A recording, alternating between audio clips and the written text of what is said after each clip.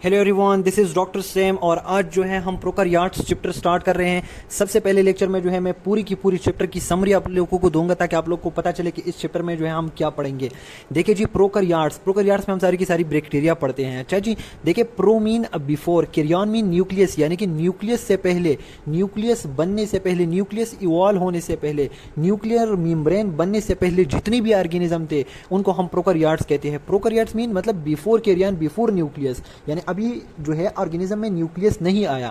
तो वह कौन सी ऑर्गेनिज्म है? उनमें हमारे पास आर्किया और बैक्टीरिया आते हैं। स्पेशली हम जो है इस चैप्टर में बैक्टीरिया के साथ एसोसिएशन करेंगे। सबसे पहले जो हम इसकी इंट्रोडक्शन करेंगे पूरी की पूरी चैप्टर के, और उसमें यही सारी चीजें लिखी है जो मैं आप लोग को अभी बता दिया। उसके बाद आप लोग के पास आती है टेक्सोनॉमी ऑफ प्रोकैरियोट्स। देखिए जी, अब हम जो है टेक्सोनॉमी ऑफ प्रोकैरियोट्स, ये दूसरा टॉपिक आप लोग का। देखिए जी, टेक्सोनॉमी, इसमें जो है हम एक ऑर्गेनिज्म को ग्रुप्स में उसको नेमिंग देते हैं। तो इस चीज़ में हम टेक्सोनॉमी में हम क्या करेंगे, इसको मुख्तलिफ नेम्स देंगे और साथ में जो है इसकी थोड़ी बहुत क्लासिफिकेशन के हमारे पास दो डोमेन्स बनते हैं। एक जो है प्रोकैरियोट्स है और एक यूकैरियोट्स है। फिर यूकैरियोट्स में हमारे पास एक पूरी की पूरी सिलसिला चलता है। पंजाई है, यीस्ट है, साथ साथ में हमारे पास एनिमल है, प्लांट्स है। तो वो सारे के सारे यूकैरियोट्स में आते हैं, जबकि प्रोकैरियोट्स जो इसमें ओनली एंड ओनली आप लोग के पास बैक्टीरिया, साइनोबैक्टीरिया, ये चीज़ें आती है। अच्छा जी, उसके बाद आप लोग का एक टॉपिक आता है पाइलोजेनी ऑफ प्रोकैरियोट्स। पाइलोजेनी मतलब जो है आप लोग का पाइलिनेटिक लिनिएज, आप लोगों के आबा व अजदाद कौन थे, आप लोग के अब्बू कौन है, आप लोग के दादा कौन है, आप लोग के परदादा कौन है, बैक्टीरिया कहाँ से आया है, उसका पाइलिनेटिक लिनिएज क्या है, पाइलोजेनी इस चीज़ को कहते हैं। तो हम उसमें जो है काफ़ी लंबा चौड़ा जिक्र करेंगे इस बारे में। उसके बाद आर्किया और बैक्टीरिया, एक एंशिएंट है, एक प्रिमिटिव है, एक मॉडर्न है। तो इसमें हमारे पास आर्किया और बैक्टीरिया के दरमियान जो फ़र्क है उसको हम वाज़िह करेंगे। साथ साथ में एक इंपॉर्टेंट टॉपिक आप लोग का है आ जाता है सामने, क्लासिफिकेशन ऑफ बैक्टीरिया। तो देखिए जी, क्लासिफिकेशन में आप लोग के पास बैक्टीरिया को जो है डिफरेंट ग्रुप्स में डिवाइड किया गया है। देखिए जी, एक है प्रोटियो बैक्टीरिया, एक है chlamydiae, spirochetes, gram positive, gram negative, cyanobacteria. तो ये डिफरेंट ग्रुप्स है। हर एक ग्रुप को जो है हम बहुत डिटेल से पढ़ेंगे कि प्रोटियो बैक्टीरिया में कौन कौन से है, उसकी क्या स्पेशल कैरेक्टरिस्टिक्स है, कौन कौन सी डिजीज काज करता है। तो इसके अलावा जो है स्पाइरोकीट्स जो है, क्लेमेडियस है, उसके शेप्स कैसे है, स्पेशली हम जो है इसमें कैरेक्टरिस्टिक्स के साथ डील करते हैं, क्योंकि एक अलग ख़ानदान है, हर एक ख़ानदान का जो है अलग अलग मैनर्स होते हैं, अलग अलग तौर तरीके कैरेक्टरिस्टिक्स होते हैं। सो क्लासिफिकेशन में हम डिफरेंट बैक्टीरिया के डिफरेंट खानदानों के बारे में पढ़ेंगे। अच्छा जी, क्लासिफिकेशन के बाद एक आसान सा टॉपिक आ जाता है, that's called structure of bacteria.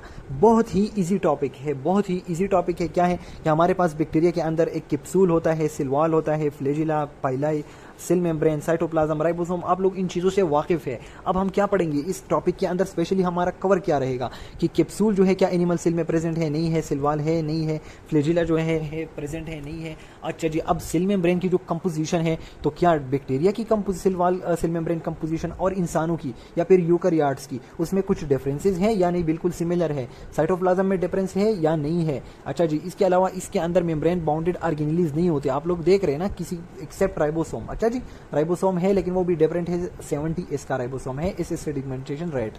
अच्छा जी, तो इन चीज़ों के बारे में हम पढ़ेंगे। एक बहुत ही इजी टॉपिक रहेगा आप लोगों के लिए।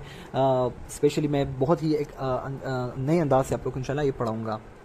अच्छा जी, नेक्स्ट टॉपिक है जीनोमिक ऑर्गेनाइजेशन। देखिए जी, genomic organisation is very important. इसमें आप लोग के पास होते हैं एक क्रोमोसोम होते हैं, एक एक्स्ट्रा क्रोमोसोमल प्लाज्मिड होता है।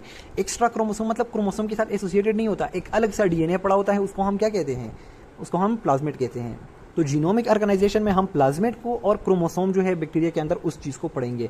अच्छा जी, अब साइज एंड शेप, इसमें से बहुत सारे एमसीक्यू बन सकते हैं कि साइज एंड शेप के लिहाज से जो क्लासिफिकेशन की गई है बैक्टीरिया की, अब ये बैक्टीरियल क्लासिफिकेशन है on the basis of shapes. देखिए कॉक्साई, कॉक्साई ये ओ देखे ही बस ऐसी ही बैक्टीरिया होते हैं, बिल्कुल गोल गोल से। कैसे होते हैं? ऐसे गोल गोल से कॉक्साई, देखें जी।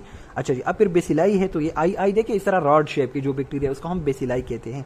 स्पाइरिला आप लोग इस देखें, इस बिल्कुल इस तरह टेढ़ा जिस तरह हुआ है ना, स्पाइरल शेप का, तो ये बिल्कुल उसी तरह का स्पाइरल शेप बैक्टीरिया होते हैं।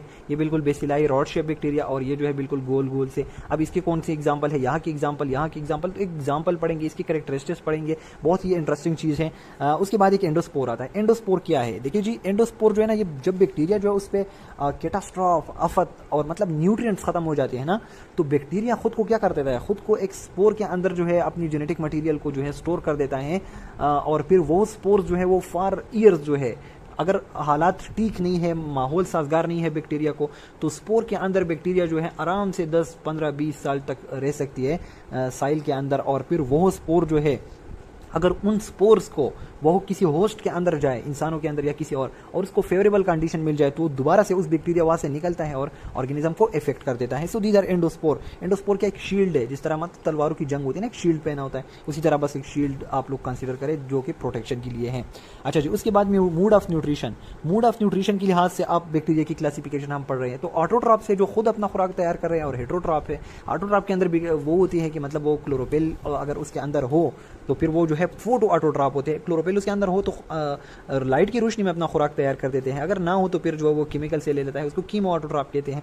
अच्छा जी, अब हेटरोट्रॉप की जब बात आती है, जो अपना खुराक तैयार नहीं कर सकते, बड़े तैयार किस्म तैयार खोर हैं, तो वो जो है सेप्रोपाइटिक है, उसके अंदर पैरासिटिक है और सिम्बियोटिक है। अब सेप्रोपाइटिक कौन से है? पैरासिटिक जो किसी होस्ट के अंदर चले जाते हैं, पैरासाइट बन जाते हैं, वहां से खुराक ले लेते हैं। एक सिम्बियोटिक है जो कि किसी के साथ एसोसिएशन में, गपशप की सूरत में, फ्रेंडली एनवायरनमेंट में, इस तरह सेप्रोपाइटिक। तो ये चीजें हम डिटेल से पढ़ेंगे, don't worry about this thing. ये जस्ट आप लोग को एक ओवरव्यू दे रहा हूँ कि ये टॉपिक्स है आप लोग किस चैप्टर में। अच्छा जी, अब आप लोगों का आ रहा है ग्रोथ ऑफ बैक्टीरिया। बैक्टीरिया जो है वो दो फेजेस में ग्रो कर रहा है, एक है लेग पेज और एक है लॉग पेज। लॉग से ही, लॉग का नाम सुनती ही ना, लॉग आप लोग मैथमेटिक्स में पढ़ रहे थे ना, एक्सपोनेंशियल ग्रोथ, मतलब बहुत ज्यादा, 2, 4, 8, 16, 32 इसी तरह का ग्रोथ, 64। तो इसी तरह का ग्रोथ जो होता है उसको लॉग पेज कहते हैं। और लेग में जो है बैक्टीरिया एज सच ग्रो नहीं करता, ये बस इस तरह है ना, ये एक प्रिपरेटरी फेज है जिसमें खुराक जमा कर रहा है, कि अच्छा सा इन्वायरमेंट में स्टेबल होना चाहता है, किसी नई घर में बंदा शिफ्ट हो जाता है ना, पहले स्टेबल होना चाहता है, फिर उसके बाद जो है तेजी से ग्रो करना, बच्चा रिप्रोडक्शन, और इस तरह हर 20 मिनट के बाद अच्छा माहौल हो तो बस डबल कर देते अपने उसको नंबर को। तो ये ग्रोथ ऑफ बैक्टीरिया हम पढ़ेंगे। तो ये असल में अगर आप लोग देखेंगे ना, बैक्टीरिया की जो ग्रोथ है ना, वो ऐसी नहीं है कि बैक्टीरिया पहले इतनी सी थी और फिर बड़ी हो गई, ऐसा नहीं है, बल्कि उसके नंबर बढ़ रहे हैं। अगर आप लोग इस चीज़ को, मेरी बात पर गौर कर रहे हैं ना, तो नंबर की ग्रोथ असल में हम बात कर रहे हैं। अच्छा जी, अब रिप्रोडक्शन इन बैक्टीरिया। अब बैक्टीरिया अपनी रिप्रोड्यूस कैसे कर रहा है, तो देखो उसमें आप लोग के पास दो किस्म के रिप्रोडक्शन है, एक है एसेक्सुअल और एक है सेक्सुअल। जो एसेक्सुअल रिप्रोडक्शन इन बैक्टीरिया है ना, वो प्रिमिटिव टाइप का है, मतलब बड़ा पुराना सा किस्म का डीएनए, और उसी लिहाज से आप लोग देखेंगे कि एक बड़ा पुराना सा एसेक्सुअल रिप्रोडक्शन होता है। जो सेक्सुअल रिप्रोडक्शन है तो वो 3 तरीकों से होता है, एक ट्रांसफॉर्मेशन है, एक ट्रांसडक्शन है और एक कॉन्जुगेशन है। तीनों तरीकों को हम बहुत डिटेल से इंशाल्लाह पढ़ेंगे और आप लोग को समझ भी आएगा। अच्छा जी, उसके बाद जो है आप लोग इसके बारे में इसके बाद जो है बैक्टीरियल डिजीज़ है मुख्तलिफ किस्म की, कौन कौन सी डिजीज़ वो काज कर रहे हैं, उसके बाद हम उसको कैसे प्रिवेंट कर सकते हैं, ड्राई हीट से, स्टीम हीट से, ऑटोक्लेव में, यूवी रेडिएशन। तो वो सारी की सारी चीज़ें हम इंशाल्लाह इस चैप्टर के अंदर पढ़ेंगे। जो अभी उनका पीएमसी टेस्ट चल रहा है, तो उसके लिए मैं स्पेशली वो टॉपिक्स जो है वो टीच करूँगा जो पीएमसी सिलेबस में है। उसके बाद जो है ये चीज़ ख़त्म हो जाए, आप लोग का टेस्ट हो जाए, तो उसके बाद मैं इंशाल्लाह पूरी की पूरी चैप्टर जो है A to Z स्टार्ट करूँगा। अभी जो है हम पीएमसी सिलेबस पर फोकस करेंगे। थैंक यू, अल्लाह हाफिज़।